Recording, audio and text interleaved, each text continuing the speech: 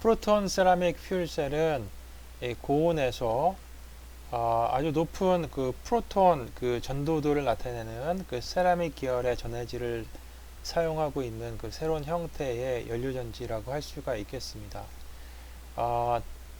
다른 그 프로톤이 전도되는 그 연료전지에는 그 PEMFC라든지 PAFC가 있는데요. 그런 것과 근본적으로 다른 거는 그 매우 높은 온도에서 프로톤이 그 전해질을 통해 전도가 된다는 점에서 이러한 연료전지들과는 근본적으로 다르다라는 얘기입니다. 프로톤 세라믹 퓨얼셀은 그 작동 온도가 보통 한 700도 정도가 되는데요. 이렇게 고온에서 작동하는 뭐 몰튼 카보네이트라든지 솔리드 옥사이드 퓨얼셀이 가지고 있는 그러한 열적 또는 반응 속도 면에서의 그 장점을 가지고 있는데, 그와 동시에 PEMFC라든지 PAFC에서 그 프로톤이 전도가 되는 그러한 장점 또한 가지고 있는 그러한 연료전지라고 할 수가 있겠습니다. 연료로는 이제 하이드로카본 연료를 직접 공급해 가지고 사용을 하게 되는데, 하이드로카본 연료를 공급했을 때에 그 매우 높은 효율을 우리가 달성하기 위해서는 그 높은 작동 온도는 그 필수적입니다. 그래서 PCFC는 매우 높은 온도에서 작동이 되고, 그 다음에 그 에노드로 공급된 그러한 화석 연료를 일렉트로케미컬리 산화시키게 되는데요. 그 직접적으로 산화시킴으로 인해서 우리가 보통 화석 연료를 공급했을 때에 이 화석 연료로부터 수소를 분리해내는 그러한 리포밍 과정을 없앨 수 있기 때문에 그 또한 장점이라고 할 수가 있겠습니다.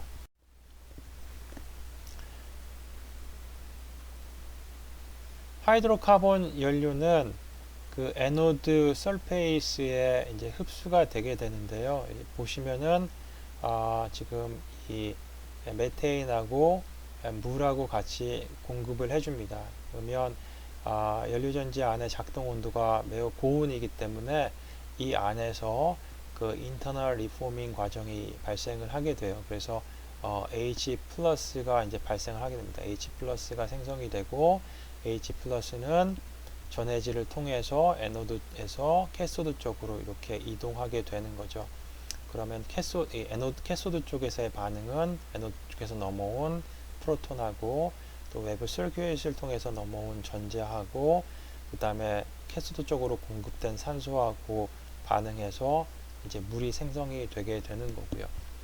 일단은 그 화석 연료를 공급했기 때문에 주요 생성물은 이산화탄소가 되겠습니다.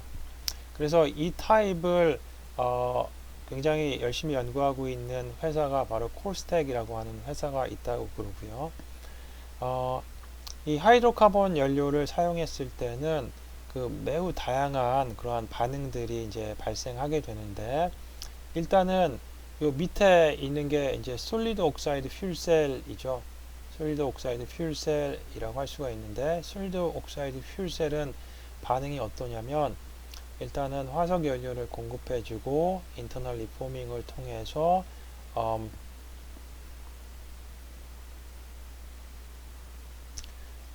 H 플러스도 생성이 되게 되고 CO2가 생성이 되게 되고, 캐소드 쪽에서는 공급된 산소하고 이 에노드 쪽에서 넘어온 전자하고 반응해서 산소 음이온이 만들어지잖아요. 그래서 산소 음이온이 캐소드에서 에노드 쪽으로 이렇게 넘어오게 되는데, 이 과정에서 생성된 그 프로톤하고 산소 음이온이 반응해서 반응물로는 이산화탄소뿐만이 아니라 이제 수증기도 이제 발생을 하게 되는 거잖아요. 이 수증기가 어떠한 영향을 미치냐면, 이 수증기가 공급된 연료를 희석시키는 역할을 합니다. 희석이 돼서 역할을 하는 게 아니라 희석이 되게 되면 어떻게 돼요? 이 연료가 반응에 다 참여하지 못하고 수증기와 함께 바깥으로 배출이 되게 되겠죠. 그러면 연료의 낭비가 일어난단 말이에요. 그래서 솔리드 옥사이드 퓨얼셀에는 바깥으로 버려진 배출된 스팀에서 그 연료를 다시 회수하는 그런 후처리 과정이 필요한데, 그 후처리 과정이 그 매우 비싼 그런 과정이기 때문에 썩 좋지가 않다라는 겁니다. 그런데 이 솔리드 옥사이드 퓨얼셀에 비교했을 때 프로토닉 세라믹 퓨얼셀은 수증기가 만들어지지 않잖아요. 그래서 연료가 절대 희석되지 않는다라는 거죠. 퓨얼 다일루션이 일어나지 않는다라는 겁니다. 또 추가적으로 PCFC는 그 솔리드 일렉트라이트를 사용하잖아요. 세라믹 계열의 그 고체 전해질을 사용하기 때문에 PEMFC에서 사용하는 그런 방막에서 일어날 수 있는 디하이드레이션, 물이 빠져나가서 말라버리는 그러한 위험이 없다라는 거죠. 그게 하나의 큰 장점이고, 일단은 고체 안에 어떤 액체도 들어있지 않기 때문에 액체가 바깥으로 리킹되는 그러한 염려가 없는 점에서 굉장히 장점이 많은 그러한 연료전지다 라는 얘기입니다. 바이오로지컬 퓨얼셀입니다. 바이오로지컬 퓨얼셀은 하나의 장치인데 생화학 에너지를 직접 전기로 변환하는 그런 장치입니다. 바이오로지컬 퓨얼셀 안에는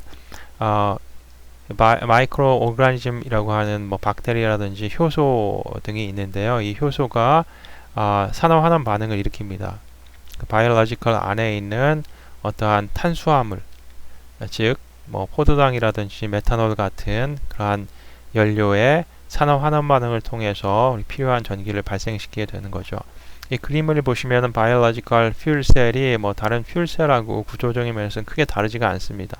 에노드가 있고요, 캐소드가 있고 그 사이에 프로톤 익스체인지 일렉트라이트가 존재하게 되는데요. 밑에서 보시면 이제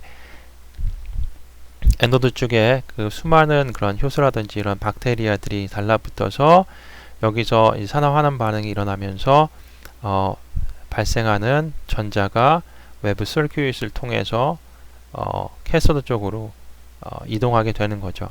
이때 발생한 프로톤은 이 프로톤 익스체인지 일렉트라이트를 통해서 또 이동을 하게 되는 거고요. 그래서 하나의 반응의 예를 보시면 탄수화물이 물하고 반응을 해서 CO2하고 프로톤, 일렉트론이 이제 발생하게 되는 거고, 일렉트론은 웹 서큐it을 통해서 에노드에서 캐소드 쪽으로, 그 다음에 프로톤은 직접적으로 일렉트라이트를 통해서 이동하게 됩니다. 그러면 캐소드 쪽에 공급된 산소하고 프로톤하고 일렉트론이 반응해서 이제 물이 생성하게 되는 거죠. 그러면서 우리가 필요한 이제 전기, 파워를 얻을 수 있는 건데,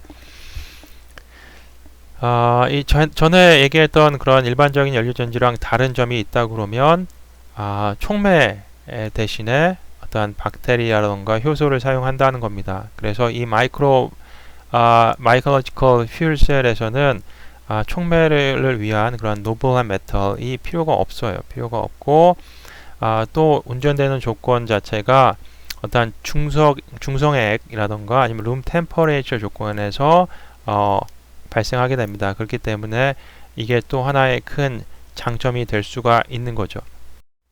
이러한 바이오로지컬 퓨얼셀을 이제 어디에다 이용할 수 있느냐, 뭐 여러 가지 어플리케이션이 존재하는데, 일단은 저출력 파워 에너지 소스로 우리가 활용할 수가 있고, 그 다음에 전극하고 직접적으로 인터랙션을 하는 그러한 센서를 개발하는 데 사용할 수가 있고요. 그 다음에 일부 화학 제품에 전기화학적인 합성을 할 때에 또 사용할 수가 있다라는 겁니다. 바이오로지컬 퓨얼셀의 성능을 향상시키기 위해서 그 많은 연구와 개발이 진행이 되고 있는데, 일단은 가장 중요한 게 어떠한 그 마이크로 오가니즘을 선택할 것이냐, 여러 가지 박테리아의 종류가 있을 텐데 이 바이오로지컬 퓨얼셀의 반응에 가장 좋은 그런 박테리아들이 무엇일지 그 중요하겠죠. 그 다음에 전자 전달을 향상시킬 수 있는 그런 매개체가 무엇일 것인가. 그 다음에 키네틱스라고 하는 거는 이제 반응의 속도를 얘기를 하는 건데요. 그 반응 속도를 더 향상시키기 위한 그러한 연구를 진행을 하고 있습니다. 또 하나 여러 가지 그 전극 타입에 따라서 전체적인 반응의 또 효율이 좀 달라질 수 있기 때문에 그런 것 또한 연구를 하고 있다라는 거죠. 바이올로지컬 퓨얼 셀은 사실 연료전지로 사용하기 전에 우리가 그 폐수를 정화하는 그 용도로 사용을 했었습니다. 그래서 환경 쪽에서 이제 많이 사용하던 방식이고, 이러한 폐수, waste water를 정수할 때 그때 이런 미생물들을 이용을 하는데 화학 반응을 봤더니만 이때 이제 많은 전자가 방출하게 되고 그 전자를 모아가지고 어떤 발전을 할 수 있지 않겠느냐라는 아이디어에서 연료 전지로 이제 구성을 해보는 거죠. 그래서 바이올로지컬 퓨얼셀은 사실 마이크로바이얼 퓨얼셀이라는 이름으로 더 많이 알려져 있습니다. 박테리아 셀 안에 이제 미토콘드리아라고 하는 것이 있는데, 미토콘드리아 여러분들 고등학교 때 생물 시간에 한 번씩은 들어보셨을 겁니다. 이 미토콘드리아의 역할은 화학 에너지를 축적하거나 저장하는 그런 하나의 에너지 저장소 같은 역할을 하는데요. 이 그림을 보시면은 미토콘드리아 외벽이 있고 내벽이 있습니다. 이 내벽을 조금 더 크게 확대해 가지고 본 모습이 이 아래에 있는 그림인데, 이 내벽은 하나의 막 역할을 하는 거고, 이 막에는 단백질들이 이렇게 박혀 있는데, 이 단백질이 하는 역할이 뭐냐, 미토콘드리아 기질 안에 있는 NADH라고 하는 물질이 이 단백질 표면에서 산화가 돼서 NAD 플러스로 이원화되고, 그때 또 생성된 이 H 플러스 프로톤이 단백질을 통해서 기질 바깥으로 이렇게 방출되게 됩니다. 이때 생성된 전자는 이 단백질을 통해서 옆으로 계속 이동하게 되고요. 이 과정에서 전자가 기질 안에 있는 프로톤을 계속 끌어당겨서 기질 밖으로 계속 내보내게 됩니다. 이 최종 그 단백질에 도달했을 때의 전자는 기질 안에 있는 H 플러스하고 산소 분자하고 만나서 물이 형성이 되는 거고, 이 일련의 전자가 만들어져서 전자가 이동하는 과정 동안에 바깥으로 방출된 프로톤이 기질 안쪽에 있는 프로톤보다 농도가 훨씬 더 높아지잖아요. 높아지면 이 옆에 있는 ATP 합성 효소라고 하는데, 합성 효소에 의해서 화학 삼투 현상이 발생합니다. 화학 삼투. 그래서 이 밖에 있는 H 플러스하고 이 안에 있는 H 플러스의 농도 차이에 의해서 H 플러스가 이 ATP 합성 효소를 통해서 안쪽으로 다시 들어오게 되는데, 이때 기질 안에 있는 ADP하고 인산이 합성이 돼서 ATP라고 하는 에너지 저장 물질이 되는 거죠. 이 일련의 과정 동안에 ATP가 형성이 되면서 ATP 안에 저장되는 에너지가 약 7.3 kcal/mol 정도 된다고 그럽니다. 그래서 ATP가 만들어져서 이 ATP라는 물질이 우리 근육 속에 저장이 되어 있다가 우리가 일을 하게 되면 ATP가 다시 ADP하고 인산으로 변하면서 7.3 kcal에 해당하는 그런 에너지가 나오게 되는 거죠. 그래서 이 박테리아의 안에 있는 미토콘드리아에서 지금 이러한 물질들 이 산화돼서 발생하는 전자가 흘러가는 이런 일련의 과정들을 통해서 이 전자를 이제 바깥 외부 서큐it으로 빼게 되면 이게 바로 바이올로지컬 퓨얼 셀에서 생산되는 전기가 되는 거죠. 바이올로지컬 퓨얼 셀은 그 실험을 통해서 몇 가지 이제 결론을 얻었다라는 얘기인데요. 이 과정 자체가 굉장히 복잡하기 때문에 에너지 변환율을 봤을 때에 기존의 다른 그 일반적인 그런 연료전지랑 비교했을 때 약 한 15에서 25% 정도 컨버전 레이트이 별로 좋지 않다라고 하는 결론을 하나 얻었고요. 그 다음에 퓨얼셀의 사이즈가 줄어들었을 때 비로소 그 에너드 볼륨당 코런트 덴시티가 증가한다라는 결론과, 그 다음에 박테리아가 움직이는 것보다는 움직이지 않고 전극에 가만히 붙어 있을 때에, 정지해 있을 때에 파워 아웃풋이 증가하더라라는 그러한 연구 결과를 얻었다라는 얘기입니다. 넥스트 스테이지는 어떠한 그 연구를 하고 있냐면 마이크로 오가니즘, 그 박테리아를 사용하는 것 대신에 이 효소를 사용하게 되면 훨씬 더 효율이 좋다라는 그러한 연구 결과를 얻었는데, 이 박테리아를 효소로 대체했을 때에 일단은 그 효소 반응 자체가 박테리아에 의한 반응보다 훨씬 더 심플하기 때문에 우리가 그 프로세스를 더 쉽게 컨트롤할 수 있는 장점이 있기 때문이라는 겁니다. 헬린스키 유니버시티의 어떤 리서치 팀에 따르면 그 효소 퓨얼셀 자체는 그 컨버전 레이트이 그냥 박테리아를 사용하는 연료전지에 비해서 약 한 50% 정도 더 좋다라는 그런 결론이 있고요. 그 다음에 그 효소 안에 그 기질을 포도당을 사용했을 때에 뭐 이 더 레이시 40에서 55% 정도 범위에 있다라는 그런 얘기가 되겠습니다. 그 다음에 그 효소를 사용하는 연료전지의 코런트 덴시티도 박테리아를 사용하는 그런 연료전지에 비해서 훨씬 더 향상이 되더라라는 결론을 얻었다는 얘기죠.